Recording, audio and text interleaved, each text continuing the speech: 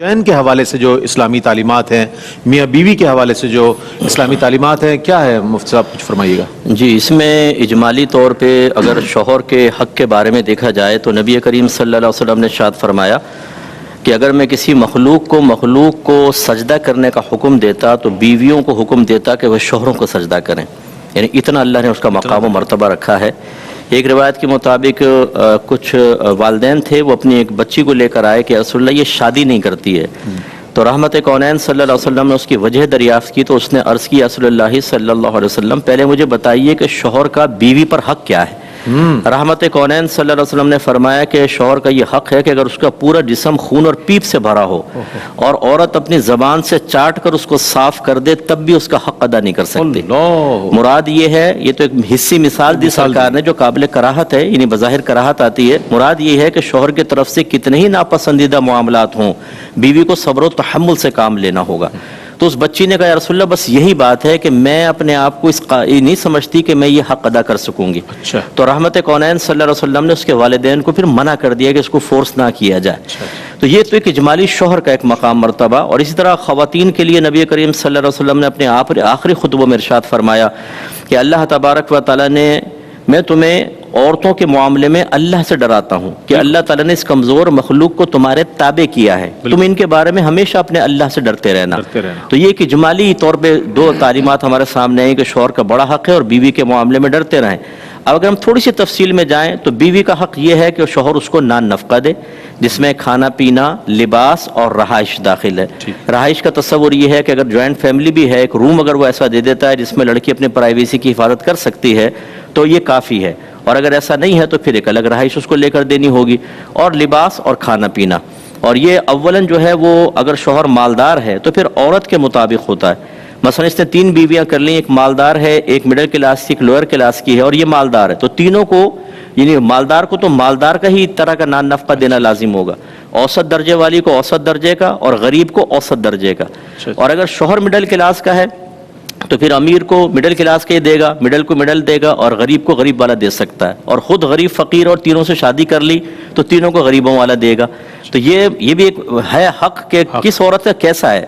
یہاں تک لکھا ہے کہ اگر کوئی بچی ایسے گھر سے آئی ہے جہاں کھانا پکانے والا ہو، صفائی کرنے والا ہو، مالی موجود ہو، ڈرائیور موجود ہو، تو اب اگر شوہر افورڈ کر سکتا ہے اس کو یہ تمام کے تمام بیوی کو دینی پڑیں گی چیزیں، یہ اس کا حق ہوتا ہے۔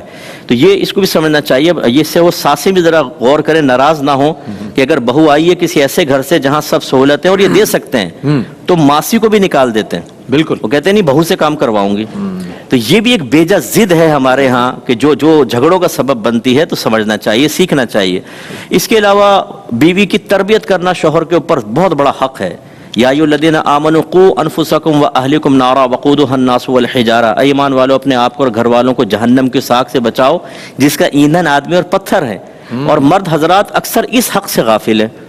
بیوی اگر آئی ہے، اسے عقیدے کی معرفت حاصل نہیں ہے تو وہ دینی ہوگی، احکام شرعیہ عملیہ سکھانے ہوں گے، گناہوں کی معرفت دینی ہوگی، اس کو گناہوں سے روکنا ہوگا، اسے نیکی کا حکم دینا ہوگا۔ یہ عورت کا حق ہے، جو اگر شوہر ذمہ داری پوری نہیں کرے گا تو جہنم کا عذاب ہے۔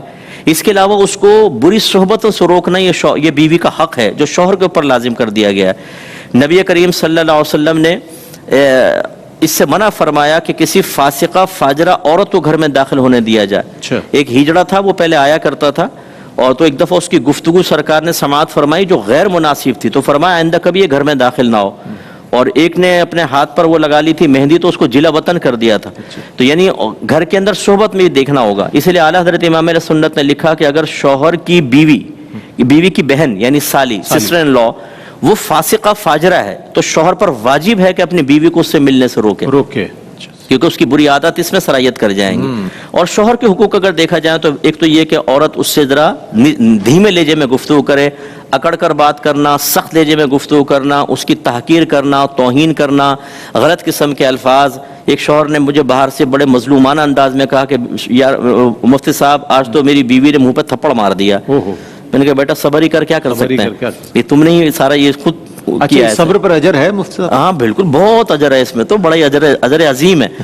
اسی طرح گالیاں دینا شوہر کو، اور اسی طرح اگر شوہر جسمانی تعلق کے لیے بلائے اور کوئی شرعی عذر نہ ہو، کوئی شرعی وجہ، تو عورت کو ماننا واجب ہے. نبی کریم صلی اللہ علیہ وسلم نے ارشاد فرمایا اگر شوہر بیوی کو اپنے پاس بلائے اور بیوی انکار کر دے تو پوری رات فرشتے اس پر لعنت کرتے رہتے ہیں. اور ایک روایت میں فرمایا کہ جب تک وہ رجوع نہ کر لے اس پہ لعنت ہوتی رہے گی. یہ بھی بہت سخت بات ہے. اس سے ہماری بہنیں درس حاصل کریں جو اپنے مطالبات منوانے کے لیے ایموشنل بلیک میلنگ کا ایک یہ طریقہ اختیار کرتے ہیں. مجھ سے بات نہ کرو, کچن میں نکل جائیں گی, شوہر اظہار محبت کرنا چاہے روڈلی رویہ رکھ لیں گی, کروٹ وہ بیچ میں تکیہ رکھ دیں گی, گاؤں تکیہ ایک بارڈر قائم کر دیں گی, قریبی نہ آئے. اب وہ شوہر بیچارہ تڑپ رہا ہے, وہ بھی جانتی ہے کہ شوہر جو ہے اس کو اسی طرح میں قائل کر سکتی ہوں, لیکن یہ نہیں سوچ رہی کہ پوری رات فرشتے لعنت کرتے رہیں گے اور اسی حالت میں مر گئی تو کیا انجام ہوگا. ایسے نبی کریم صلی اللہ علیہ وسلم نے عورت کو شوہر کی اطاعت کا حکم دیا بالکل کہ وہ کہنا مانے, کوئی ایسی کام نہ کرے جس کو اس کے دل آزاری ہو. ہاں بس یہ جیسے حضرت نے بھی بیان فرمایا ماں باپ کا حق جو آپ نے پوچھا شوہر کا بھی, ان تمام حقوق میں ایک بات بس یاد رکھنے والی ہے کہ اس وقت تک اطاعت ہوگی جب وہ اللہ تعالیٰ اس کے رسول کے حکم کے خلاف حکم نہ دیں. صحیح, کیونکہ نبی کریم نے منع فرما دیا کہ اللہ تبارک و تعالیٰ کی معصیت میں کسی مخلوق کی فرما برداری جائز نہیں. اس میں اگر ماں باپ گناہ کا حکم دیں یا شوہر بیوی کو حکم دے, مثلا پردہ نہ کرو. ایک خاتون نے کہا میرے شوہر کہتے ہیں میرے دوستوں کے سامنے بے پردہ بیٹھو. میں نے کہا یہ تو ٹھیک نہیں ہے. تو میرے شوہر نے کہا جب میں ان کے گھر جاتا ہوں ان کی بیویں بھی میرے سامنے بیٹھتی ہیں. یعنی کتنی زبردست دلیل دی ہے اس نے. دیکھیں کہ بھائی وہ جب دعوت نظارہ دے رہے ہیں تو تم بھی اس کے لیے راضی ہو جاؤ. اور بعض بیویوں کو ایسے کپڑے پہننے کا حکم دیتے ہیں, ایسا فیشن کرنے کا حکم دیتے ہیں جو شریعت میں جائز نہیں ہے. ایسی صورت میں بیوی کو نہیں ماننا ہوگا. اسی طرح ایک بہن نے مجھے ابھی کل ہی ایک میسج کیا کہ میرے شوہر حالت روزہ میں جسمانی تعلق قائم کرنے کو کہتے ہیں, خود روزہ نہیں رکھتے اور مجھے کہتے ہیں جسمانی تعلق قائم کرو. میں حالت روزہ میں ہوتی ہوں, کیا کروں بتائیں. اور ورنہ مجھے طلاق کی دھمکیاں دیتے ہیں اور مار پیٹ کرتے ہیں. انہیں ظلم کی کوئی انتہا ہے, آپ اندازہ کریں, اور جہالت کی انتہا ہے.